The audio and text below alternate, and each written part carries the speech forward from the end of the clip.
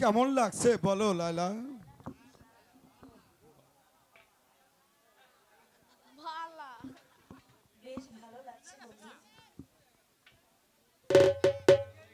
জানো বন্ধু, তোমাকে পাওয়ার জন্য আজ আমার এই পরিণতি।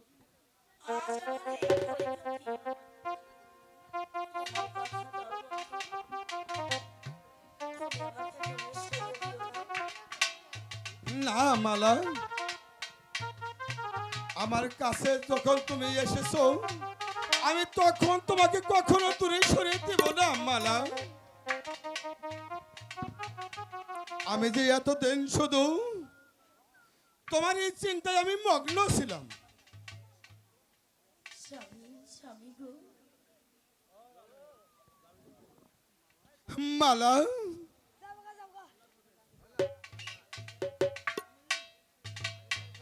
স্বামী, আমি তো আপনাকে বিশ্বাসই করতে পারছি না। কোথাকার এক অচেনা মেয়েকে পেয়ার করে তুমি কিনা বুকে জড়িয়ে নিয়েছো। ছি ছি ছি, তোমার মনটা এত নিশু। লাইলা, অজাহাতে তুমি আমার প্রতি রাগ করছো লাইলা। কেন? ওই অসুস্থ অবস্থায় ওকে একটু একটু সান্ত্বনা দিচ্ছিলাম লাইলা। তুমি আমাকে বলে বুঝো না লাইলা।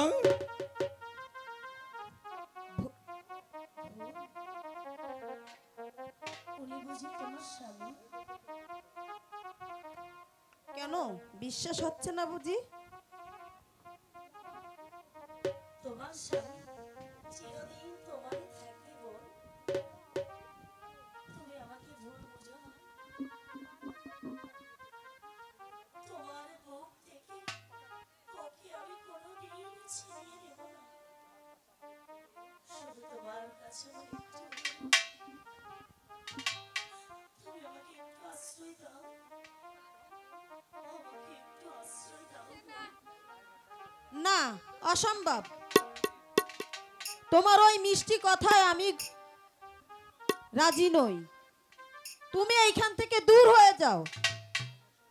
বোন, আমি তোমার পায়ে ধরে বলছি, আমাকে অসুস্থ অবস্থায় তুমি আমাকে বাইরে ওই পথে নামিয়ে দিও না। বলছি তো তোমাকে, তুমি এখনই এই মুহূর্তে তুমি আমার বাড়ি থেকে বের হয়ে যাও। লাইলা, এই অসুস্থ মানুষটিকে তুমি লাথি মেরে ফেলে দিলে লাইলা। তোমার কি দয়া ময়া কিছুই নেই? খুব প্রেমের টান দেখছি। ভালাই ভালাই বলছি, তুমি ওই শয়তানকে তাড়িয়ে দাও।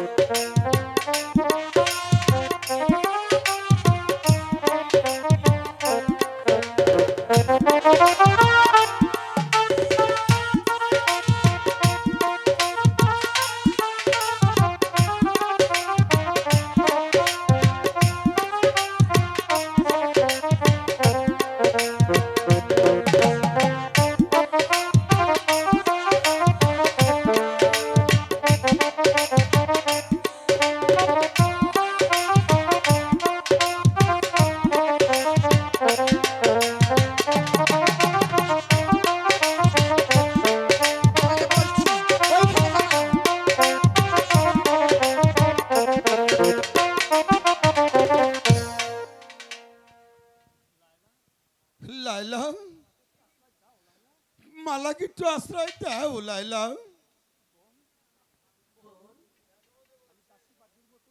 আমি দাসী বাদীর মতো আমি তোমার সকল কাজ করে যাব, তবু তুমি আমাকে বলে শুনে দিও না বোন। বেশ, না আমি তোর কান্না দেখে রাজি হব না।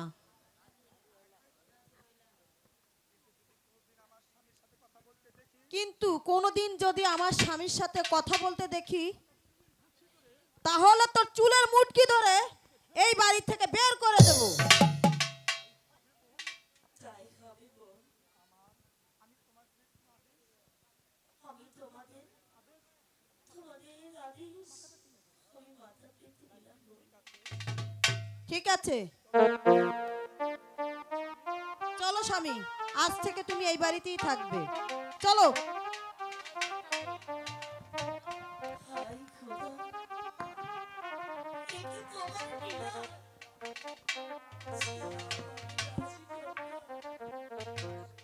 এখনো হয়ে গেলাম দাসী। বলে কি আমার স্বামীর সঙ্গে কথা বলার অধিকার পর্যন্ত থাকবে না। এই জ্বালা আমি কেমন করে সইব? তুমি আমাকে এ যন্ত্রণা সইবার শক্তি দাও খোদা, শক্তি দাও।